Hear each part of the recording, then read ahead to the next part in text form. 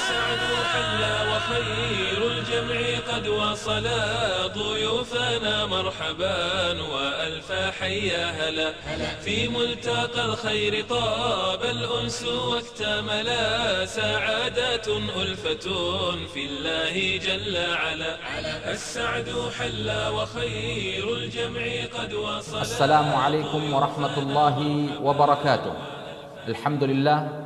الحمد لله رب العالمين خلق الموت والحياة ليبلوكم أيكم أحسن عملا وجعل الدنيا مزرعة للآخرة وحذر عباده من الاغترار بالدنيا ونسيان الآخرة وأشهد أن لا إله إلا الله وحده لا شريك له وأشهد أن محمدا عبده ورسوله بعثه بالهدى ودين الحق ليظهره على الدين كله ولو كره المشركون صلى الله عليه وعلى آله وأصحابه والتابعين لهم بإحسان وسلم تسليما كثيرا. أما بعد, segala puji yang paling sempurna kita persembahkan hanya kepada Allah Jalla wa'ala semata, Rabb pemilik dan penguasa alam semesta yang menciptakan kematian dan kehidupan untuk menguji siapa di antara kita dan di antara kalian semua yang paling baik amalan-amalannya, yang telah menjadikan kehidupan dunia yang fana ini sebagai ladang untuk memanen kehidupan akhirat yang kekal dan abadi. Kemudian Allah Subhanahu wa ta'ala memberi peringatan kepada hamba-hambanya untuk tidak tergiur dengan kehidupan dunia dan lalai dari kehidupan akhirat. Aku bersaksi bahwasanya tidak ada sesembahan yang hak untuk disembah kecuali Allah Subhanahu wa ta'ala semata, tidak ada sekutu baginya, dan aku bersaksi bahwasanya Muhammad sallallahu alaihi wasallam adalah hamba dan utusan Allah Subhanahu wa ta'ala.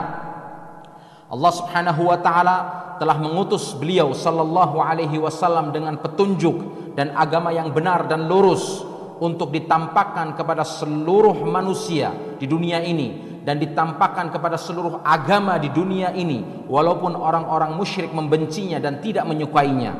Salawat dan salam selalu tercurah kepada junjungan kita Nabi besar Muhammad sallallahu alaihi wasallam, kepada keluarganya, para sahabatnya, dan orang-orang yang konsisten mengikuti jejaknya sampai datangnya hari pembalasan.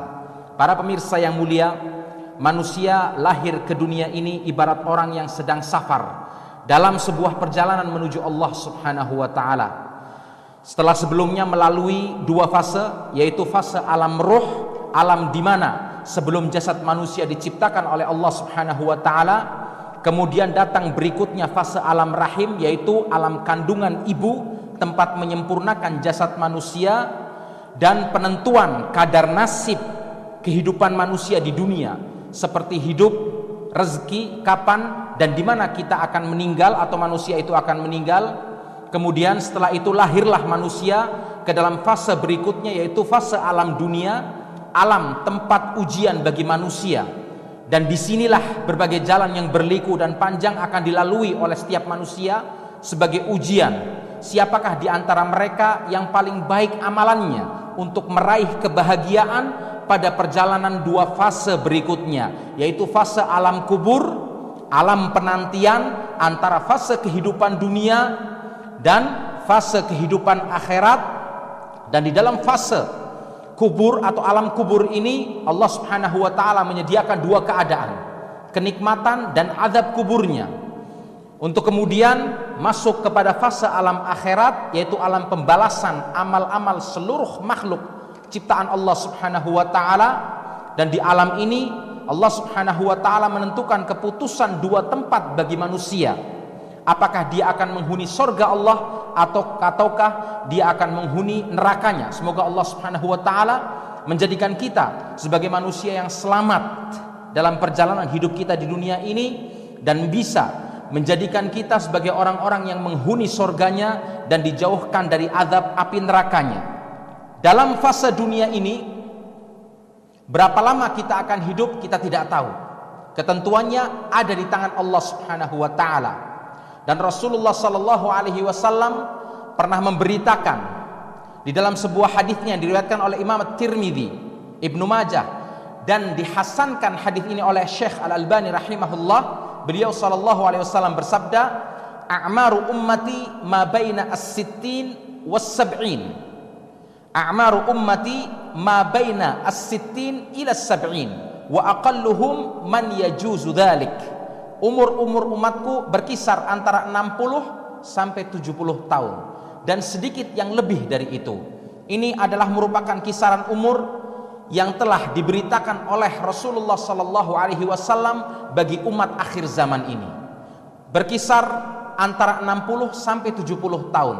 Dan ini adalah merupakan peringatan bagi kita semua untuk selalu mawas diri dan mengoreksi diri kita sudah sampai hitungan keberapa umur yang kita lalui. Kita sekarang sudah berada pada kepala berapa dari umur yang kita lalui.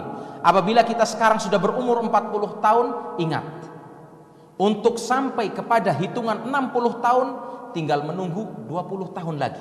Dan itu bukan merupakan sesuatu yang lama.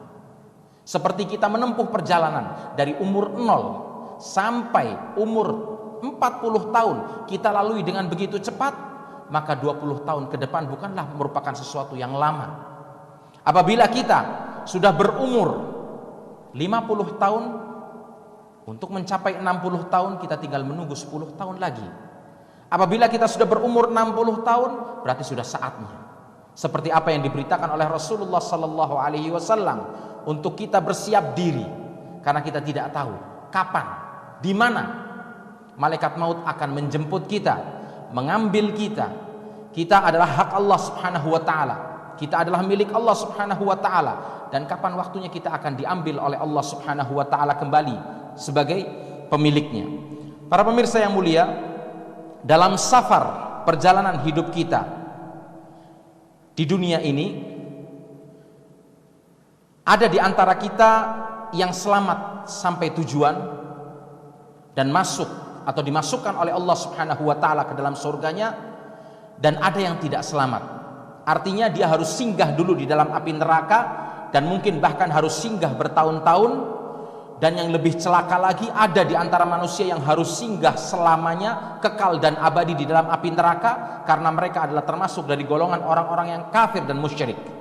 Adapun umat Islam, dan pembahasan kita kali ini bukanlah berhubungan tentang orang-orang kafir atau orang-orang musyrik yang sudah jelas alamatnya dan nasib mereka, bahwasanya mereka akan kekal dan abadi di dalam api neraka.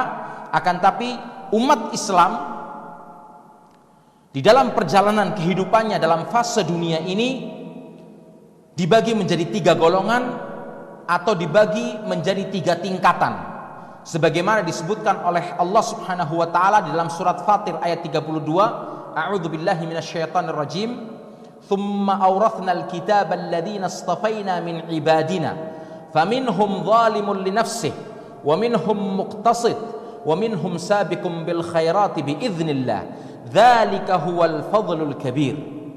Kemudian kitab Al-Qur'an ini kami wasiatkan atau kami wariskan kepada orang-orang yang kami pilih di antara hamba-hamba kami. Lalu di antara mereka ada golongan yang suka menganiaya diri mereka sendiri. Ini golongan pertama, yaitu zalimul li nafsi. Dan di antara mereka ada yang muqtasid, pertengahan. Dan nanti akan kita jelaskan satu persatu apa yang dimaksud dari golongan zalimul li nafsi, yang suka menganiaya diri sendiri, dan apa yang dimaksud dari golongan muqtasid, yaitu orang-orang yang pertengahan.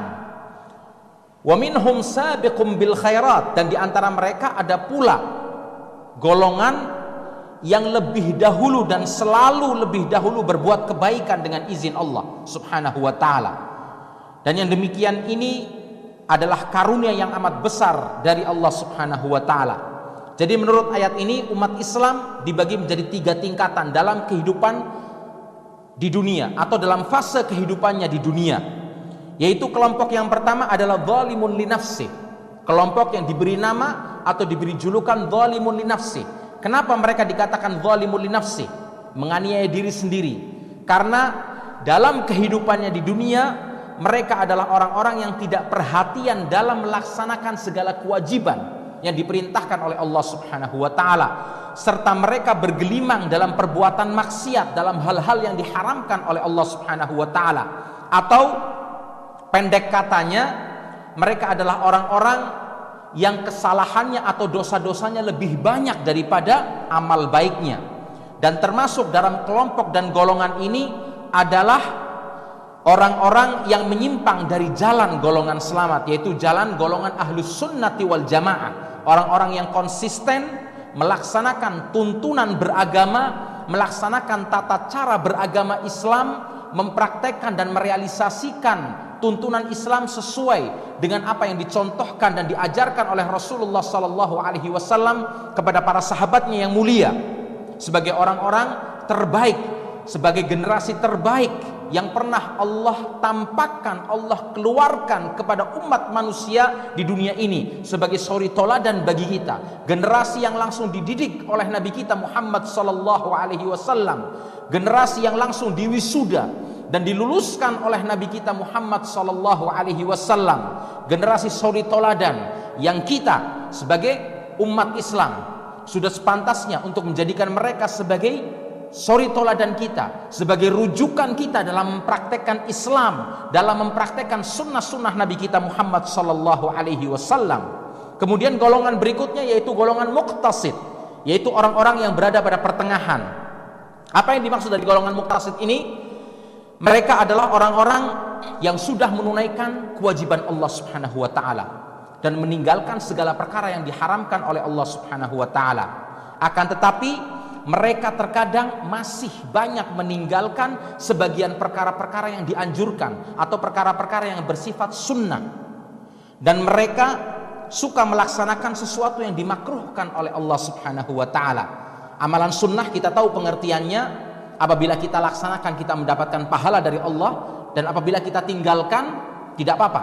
Adapun makruh adalah kebalikannya sunnah.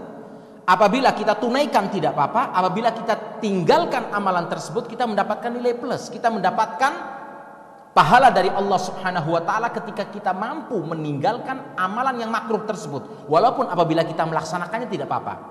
Tapi kesalahan yang sering kita dapatkan dari sebagian manusia dalam kehidupannya di dunia ini, mereka sangat memudahkan, sangat meremehkan amalan-amalan yang bersifat sunnah, padahal amalan-amalan yang bersifat sunnah ini tidaklah disyariatkan oleh Allah Subhanahu wa taala kecuali berfungsi sebagai nilai tambah bagi amalan-amalan kita yang bersifat wajib. Dan amalan-amalan yang bersifat makruh ini tidaklah Allah syariatkan kecuali sebagai nilai tambah bagi kita semua apabila kita bisa meninggalkannya dan menjauhkan diri dari sifat atau dari amalan-amalan yang makruh ini. Kemudian kelompok yang ketiga adalah sabiqum bil khairat, yaitu kelompok yang lebih dahulu berbuat kebaikan, selalu berusaha berlomba-lomba dalam melaksanakan kebaikan dan berusaha mendahului untuk melaksanakan kebaikan. Mereka adalah orang-orang yang sudah melaksanakan segala perintah yang diwajibkan oleh Allah, melakukan kewajiban Allah Subhanahu wa taala, ditambah dengan melaksanakan segala amalan yang bersifat sunnah, kemudian bisa meninggalkan segala perkara yang diharamkan oleh Allah Subhanahu wa taala, dan ditambah dengan meninggalkan sebagian dari amalan-amalan yang bersifat makruh, dan bahkan dia pun meninggalkan amalan-amalan yang bersifat mubah, padahal sesuatu yang mubah dihalalkan baginya, tapi dia tinggalkan amalan mubah tersebut demi untuk mencari keridhaan Allah Subhanahu wa taala, demi untuk mencari surga Allah Subhanahu wa taala. Seperti seseorang yang diberi keluasan rezeki, tahta dan kedudukan yang tinggi atau pangkat dan kedudukan yang tinggi, sangat mudah baginya untuk membangun sebuah rumah yang mewah dan megah. Tetapi dia ingat kedudukannya sebagai seorang manusia di dunia ini, bahwasanya dia tidak diciptakan oleh Allah kecuali untuk beribadah kepada Allah Subhanahu wa taala. Harta yang dia diberikan oleh Allah Subhanahu wa taala adalah merupakan titipan yang bisa dia gunakan sebagai sarana dalam untuk mencari keridhaan Allah Subhanahu wa taala, atau bahkan harta tersebut bisa menjadi fitnah yang akan menjauhkan dirinya dari Allah Subhanahu wa taala. Ketika dia menjadi orang-orang yang ingat bahwasanya harta ini adalah merupakan titipan dari Allah Subhanahu wa taala dan saya harus menggunakannya dengan sebenar-benarnya, dan saya harus jadikan harta kenikmatan yang Allah berikan kepadaku ini, kelebihan harta yang Allah berikan kepadaku ini sebagai sarana untuk menunjang kebahagiaan kehidupan kita di akhirat nanti. Maka dia sisihkan sebagian dari hartanya untuk investasi bagi kehidupan akhirat. Mungkin dia mampu membangun gedung yang tinggi, mewah, rumah yang besar, tapi dia bangun sebuah rumah yang cukup untuk dirinya dan keluarganya, dan sisa dari hartanya dia investasikan bagi kehidupan akhirat. Mungkin seorang yang Allah berikan keluasan rezeki, mampu baginya untuk membeli mobil yang termahal atau mobil yang termewah, tapi karena dia adalah seorang yang kenal dengan Allah Subhanahu wa taala, orang yang penuh dengan ketawadhuan, kerendahan hati, dia ingat bahwa kehidupan saya yang abadi bukan di dunia ini, dan ini adalah merupakan titipan dari Allah Subhanahu wa taala. Maka dia pun membeli mobil yang cukup bagi dirinya dan keluarganya, dan mobil itu pun tidak kalah mewah dalam fasilitasnya, dan sisa dari harta yang dia miliki dia infakkan ke jalan Allah Subhanahu wa taala, dia sedekahkan kepada orang-orang yang berhak untuk menerimanya sebagai investasi baginya dalam kehidupan akhirat nanti. Jadi dalam kelompok ketiga ini, kelompok sabiqum bil khairat, yaitu orang yang lebih dahulu melaksanakan kebaikan, mereka adalah orang-orang yang sudah menunaikan kewajiban Allah Subhanahu wa taala dan ditambah dengan melaksanakan amalan-amalan yang bersifat sunnah, kemudian meninggalkan segala perbuatan yang bersifat haram yang dilarang kita untuk melakukannya dan diperintahkan untuk menjauhkan diri dari perbuatan haram ini, kemudian meninggalkan perkara-perkara yang bersifat makruh dan meninggalkan sebagian perkara yang mubah, yang sifatnya halal walaupun dibolehkan baginya untuk melaksanakannya. Ini adalah merupakan pemaparan yang pernah atau dijelaskan oleh Al-Imam Ibnu Katsir rahimahullah di dalam tafsirnya tentang pembagian tingkatan manusia menurut ayat surat Fatir ayat 32 ini. Adapun Ibnu Abbas ketika menafsirkan surat Fatir ayat 32 ini mengatakan kelompok yang ketiga, yaitu kelompok sabiqum bil khairat, mereka adalah kelompok yang akan masuk surga tanpa hisab, golongan yang akan masuk surga tanpa hisab. Kemudian kelompok kedua, yaitu kelompok muqtasid yang pertengahan, mereka adalah kelompok atau golongan yang akan masuk surga dengan rahmat Allah Subhanahu wa taala. Dan kelompok pertama, yaitu kelompok zalimun li nafsih, mereka akan masuk surga dengan syafaat Nabi kita Muhammad sallallahu alaihi wasallam.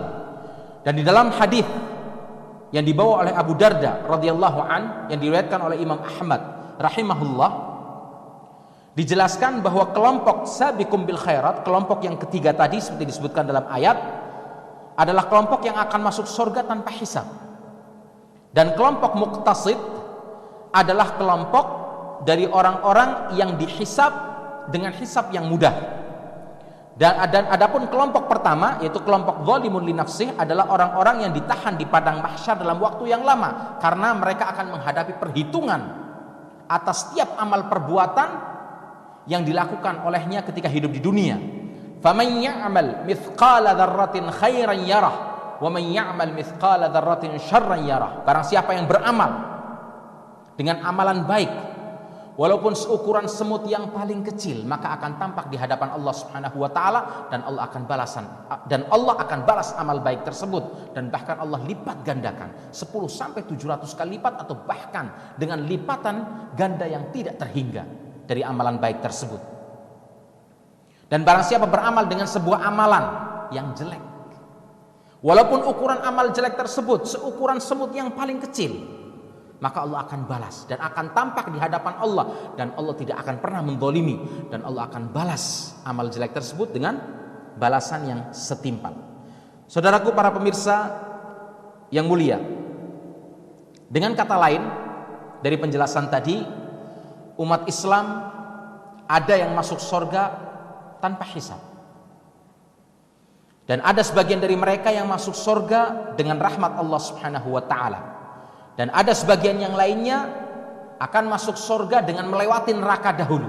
Tidak langsung dalam surga, akan tapi orang ini akan masuk surga atau kelompok ini akan masuk surga setelah menghabiskan sebagian dari waktunya di dalam api neraka.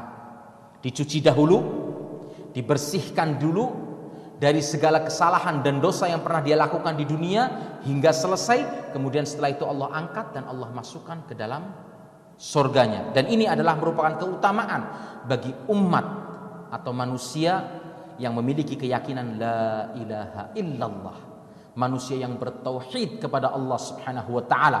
Karena di antara keutamaan tauhid, keutamaan kalimat tauhid kepada Allah Subhanahu wa taala bagi orang-orang yang meyakini dengan hatinya, lisan dan amal perbuatannya, tidak akan menjadikannya kekal di dalam api neraka. Walaupun mungkin dia harus masuk surga melalui api neraka dahulu, akan tapi seorang muslim tidak kekal di dalam api neraka, akan tapi akan dihukum oleh Allah Subhanahu wa taala melalui kadar dosa yang telah dilakukannya selama dalam kehidupannya di dunia. Saudaraku sekalian, para pemirsa yang dimuliakan oleh Allah Subhanahu wa taala, pertanyaannya, mengapa ada umat Islam yang tidak sampai kepada tujuan ridha Allah atau surganya dengan selamat? Kok masih ada sebagian dari mereka yang masuk neraka dahulu, atau bahkan mungkin lebih banyak? Wa qalilun min ibadiyasy syakur, dan sedikit dari hamba-hambaku yang bersyukur kepada Allah Subhanahu wa taala. Maka jawabannya adalah karena adanya rintangan atau musuh yang selalu menghalangi manusia dari jalan keselamatan menuju Allah Subhanahu wa taala. Paling tidak bisa kita jelaskan dalam kesempatan ini, ada dua rintangan atau dua musuh yang dihadapi oleh manusia untuk menuju jalan keselamatan kepada Allah Subhanahu wa taala. Pertama adalah musuh dari dalam pribadi manusia itu sendiri, yang kita bisa katakan dengan musuh internal. Yang kedua adalah musuh dari luar, atau disebut juga dengan musuh eksternal. Pertama adalah musuh dari dalam diri manusia itu sendiri. Ini adalah merupakan musuh di dalam selimut dan tidak kalah bahayanya dengan musuh yang bersifat eksternal, musuh yang datang dari luar. Karena musuh yang kelihatan atau musuh dari luar, kita tahu bahwasanya dia adalah musuh kita dan ketahuan. Akan tapi musuh yang ada dari dalam diri kita sendiri ini adalah musuh yang selalu menampakkan sesuatu yang lain, seperti orang yang munafik, menyembunyikan kekufurannya di dalam hatinya dan menampakkan dirinya sebagai seorang yang beriman dan bertakwa kepada Allah Subhanahu wa taala, padahal hatinya dipenuhi dengan kebusukan dan kekufuran kepada Allah Subhanahu wa taala.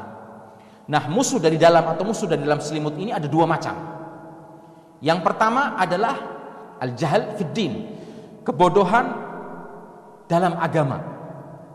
Orang yang bodoh sebenarnya memiliki potensi yang kuat dan penuh untuk menuju Allah Subhanahu wa taala, tetapi karena ketidaktahuannya, karena tidak tahunya jalan yang benar, akhirnya muter-muter melakukan kesyirikan, amalan-amalan yang tidak dituntunkan dan diajarkan oleh Rasulullah SAW, atau bergelimang dengan perbuatan dosa, dengan perbuatan maksiat kepada Allah Subhanahu wa taala.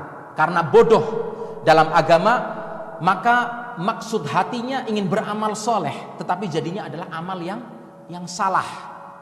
Oleh karena itu, orang yang ikhlas hatinya, tulus niatnya untuk mengikuti kebenaran yang telah diwahyukan oleh Allah Subhanahu wa taala dan diajarkan oleh Rasulullah sallallahu alaihi wasallam dan didakwahkan kepada para sahabatnya dan disebarkan ke seluruh umat manusia di dunia ini, maka Allah akan berikan kemudahan baginya untuk mengikuti jalan yang hak dan benar, jalan yang benar dalam melaksanakan ketaatan peribadahan kepada Allah Subhanahu wa taala. Oleh karena itu Rasulullah SAW bersabda dalam sebuah hadis yang diriwayatkan oleh Imam Al-Bukhari, Muslim dan Ibnu Majah. Beliau bersabda, "Man yuridillahu bihi khairan yufaqihuhu fid din." Barang siapa yang Allah menghendaki baik terhadapnya, barang siapa yang Allah berkehendak kebaikan baginya, maka Allah akan memahamkannya dan memudahkannya dalam memahami urusan agama ini. Ibnu Ruslan Asy-Syafi'i dalam kitab Matan Zubatnya pernah mengingatkan orang-orang yang tidak berilmu dengan sebuah bait syairnya, wa kullu man bighairi ilmin ya'malu a'maluhu mardudatun la tuqbal. Setiap orang yang beramal tanpa ilmu maka amalnya ditolak dan tidak akan diterima. Karena salah satu syarat sah diterimanya amal ibadah kita di sisi Allah Subhanahu wa taala adalah dengan berilmu. Artinya kita harus mengetahui bagaimana sebuah amalan peribadahan tersebut dicontohkan dan diajarkan oleh junjungan kita Nabi besar Muhammad sallallahu alaihi wasallam. Kemudian kita tunaikan amalan tersebut secara ikhlas karena Allah dan untuk Allah, karena hanya mengharap pujian dan sanjungan dari Allah semata. Seseorang yang beramal dengan ikhlas tanpa ilmu tidak akan diterima di sisi Allah. Sedangkan seorang yang beramal dengan ilmu, amalannya benar, sesuai dengan apa yang dicontohkan oleh Rasul tapi tidak ikhlas karena riya, itu pun tidak akan diterima di sisi Allah Subhanahu wa taala. Jadi orang yang ibadahnya ingin diterima di sisi Allah, pertama dia harus ikhlas dan dia tunaikan ibadah tersebut berdasarkan ilmu, berdasarkan tuntunan tata cara prosedur yang telah dicontohkan oleh Nabi kita Muhammad sallallahu alaihi wasallam. Kemudian sebab kedua yang akan menjerumuskan manusia untuk mengikuti jalan keselamatan adalah ittiba'ul hawa, mengikuti hawa nafsu. Nafsu adalah keinginan-keinginan manusia.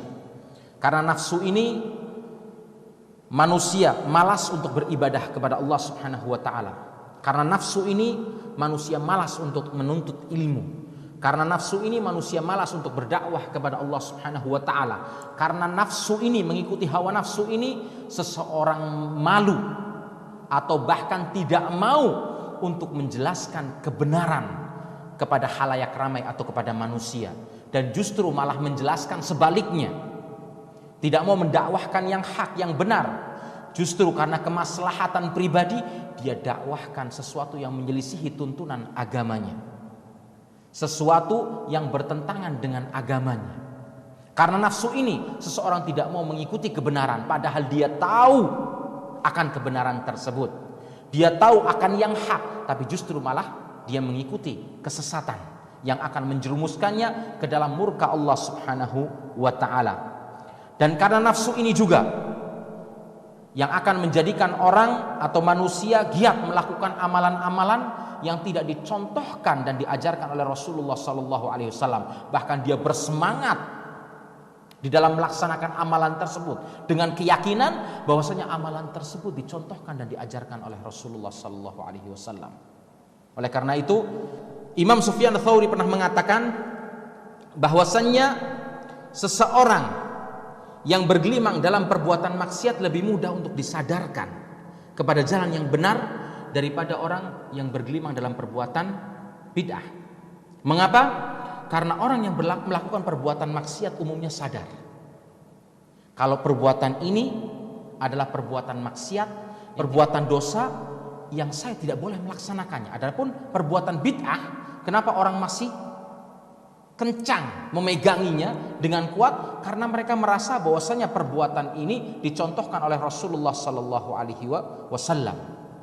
Oleh karena itu Allah Subhanahu wa taala berfirman dalam ayatnya berhubungan dengan permasalahan nafsu ini, wa ma ubarri'u nafsi innan nafsa la'ammaratun bis-su' illa man rahima rabbi inna rabbi ghafurur rahim. Sungguhnya nafsu itu selalu menyuruh kepada kejahatan kecuali nafsu yang diberi rahmat oleh Allah Subhanahu wa taala. Kemudian jenis musuh yang kedua yaitu musuh dari luar, eksternal. Ini juga terbagi menjadi dua. Yang pertama adalah syaitan. Ini adalah musuh terbesar panjang masa bagi manusia. Sebagaimana Allah firmankan di dalam ayatnya, innasyaitana lakum aduwwum fattakhidhuhu aduwwa innama yad'u hizbahu liyakunu min ashabis sa'ir. Sungguhnya syaitan itu adalah merupakan musuh bagimu, maka ambillah ia sebagai musuhmu, karena sungguhnya syaitan-syaitan itu hanya mengajak golongannya supaya mereka menjadi penghuni api neraka yang menyala-nyala. Dan syaitan ini selalu berusaha menipu dan mengelabuhi manusia agar manusia itu terperdaya dan jauh dari jalan keselamatan. Mereka hias yang maksiat menjadi indah, yang bid'ah menjadi sunnah, yang sunnah ditinggalkan dan tidak pernah dikerjakan, yang bid'ah banyak tersebar dan banyak dilakukan oleh umat manusia. Yang sunnah dikatakan bid'ah, dan yang bid'ah dikatakan sunnah. Yang baik menjadi buruk, yang buruk menjadi baik, yang hak menjadi batil, yang batil menjadi hak. Buka aurat menjadi sesuatu yang biasa, menutup aurat menjadi sebuah kegiatan yang aneh. Ketika seseorang memakai pakaian yang street, memakai pakaian yang hampir menjadikan dirinya sama seperti seseorang yang telanjang, pakaiannya mengikuti lekukan tubuhnya, dianggap sebagai sebuah tren, sebagai sebuah kegiatan yang biasa dan tidak dihiraukan sama sekali dan dipandang sebagai sebuah keindahan, akan tetapi menutup aurat, memakai busana muslimah yang sempurna, mengikuti cara berpakaian yang diperintahkan oleh Allah Subhanahu wa taala dan Rasulnya, dianggap sebagai sesuatu yang aneh. Inilah hiasan-hiasan syaitan yang ingin disampaikan kepada manusia supaya manusia itu tidak mengikuti jalan kebenaran. Kemudian musuh kedua dari musuh eksternal adalah dunia. Dalam permasalahan dunia ini Allah Subhanahu wa taala berfirman, wa'lamu annama amwalukum wa auladukum fitnah wa annallaha 'indahu ajrun 'azim. Dan ketahuilah, sesungguhnya harta-hartamu dan anak-anakmu adalah fitnah, ujian dan cobaan bagimu. Ini dalam surat Al-Anfal ayat 28. Jadi dunia ini, harta yang kita miliki bisa menyeret kita ke dalam kebinasaan, ke dalam api neraka kalau kita tidak bisa menguasainya dan kita tidak bisa mengarahkannya dalam rangka mencari ketaatan kepada Allah Subhanahu wa taala, mencari keridhaan Allah Subhanahu wa taala. Tetapi kalau kita punya iman dan kita punya ilmu, maka akan bisa kita tundukkan dunia ini untuk menuju jalan Allah Subhanahu wa taala, untuk untuk kita arahkan mencari keridhaan Allah Subhanahu wa taala. Saudaraku sekalian yang dimuliakan oleh Allah Subhanahu wa taala, terakhir kita ingin menyampaikan tanda-tanda orang yang terjerat dari jalan Allah Subhanahu wa taala agar kita bisa introspeksi diri, mengoreksi diri kita, mawas diri dan waspada supaya kita bisa istiqomah dalam mengikuti jalan kebenaran dan Allah kuatkan dalam menghadapi segala terpaan, ujian dan cobaan yang akan mengarahkan kita kepada jalan kemurkaan Allah Subhanahu wa taala. Di antara jalan-jalan atau tanda-tanda orang yang terjerat dari jalan menuju Allah Subhanahu wa taala adalah mereka banyak permainan atau melakukan permainan-permainan yang sifatnya laghu, tidak ada manfaatnya.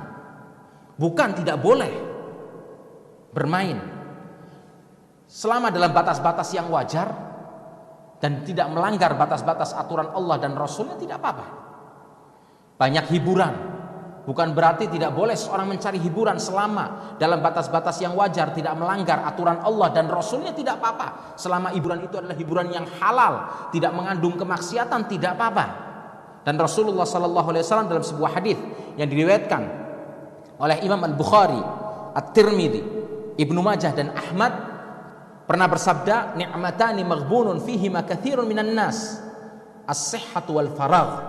Ni'matan, ada dua nikmat, maghbunun fihima katsirun minan nas, yang kebanyakan dari manusia lalai akan kenikmatan tersebut, yaitu as-sihhah, kesehatan, wal faragh, dan waktu luang. Bagaimana kita bisa menggunakan permainan kita pada batas-batas yang dihalalkan oleh Allah, hiburan kita hiburan dalam batas-batas yang dihalalkan oleh Allah Subhanahu wa taala dan tidak mengandung perbuatan maksiat, dan bahkan mungkin kita isi dengan permainan atau hiburan yang mungkin bisa mendatangkan sisi pahala dan kebaikan bagi diri kita dan keluarga kita. Kemudian banyak perbuatan maksiat, ini jelas perbuatan maksiat akan menyebabkan kemurkaan Allah Subhanahu wa taala. Banyak ibadah tapi tidak nyunnah. Banyak ibadah akan tetapi tidak mengikuti contoh dan tuntunan yang diajarkan oleh Rasulullah sallallahu alaihi wasallam. Bagaimanapun semangatnya, maka tidak akan diterima di sisi Allah karena ibadahnya tidak mengikuti sunnah Rasul sallallahu alaihi wasallam, tidak syar'i. banyak ibadah tapi ria, banyak mengisi waktu luang dengan hal-hal yang sia-sia dan tidak berguna. Rasulullah sallallahu alaihi wasallam bersabda dalam hadisnya yang diriwayatkan oleh Imam At-Tirmidzi, "Inna min husni islamil mar'i tarkuhu ma la ya'ni." Termasuk kebaikan dan kesempurnaan Islam seseorang adalah ia meninggalkan segala apa yang tidak ada gunanya. Dan seorang yang beriman dan bertakwa kepada Allah tidak melaksanakan kecuali sesuatu yang bisa mendatangkan nilai lebih bagi dirinya dalam kedekatan dirinya kepada Allah Subhanahu wa taala.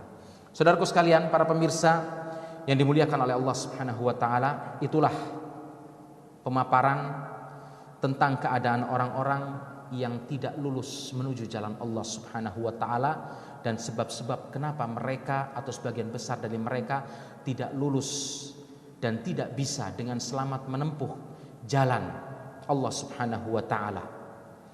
Kita memohon kepada Allah untuk melimpahkan hidayah dan taufiknya kepada kita agar menjadikan kehidupan kita ini penuh arti dan kita bisa selalu melakukan hal-hal yang diridhoi oleh Allah Subhanahu wa taala sehingga kita bisa menempuh akhir perjalanan kita dengan selamat menuju Allah Subhanahu wa taala, dengan selamat kembali kepada Allah Subhanahu wa taala tanpa mampir dulu ke dalam api neraka. Subhana rabbika rabbil izzati amma yasifun, wassalamun alal mursalin, walhamdulillahi rabbil alamin. Assalamualaikum warahmatullahi wabarakatuh.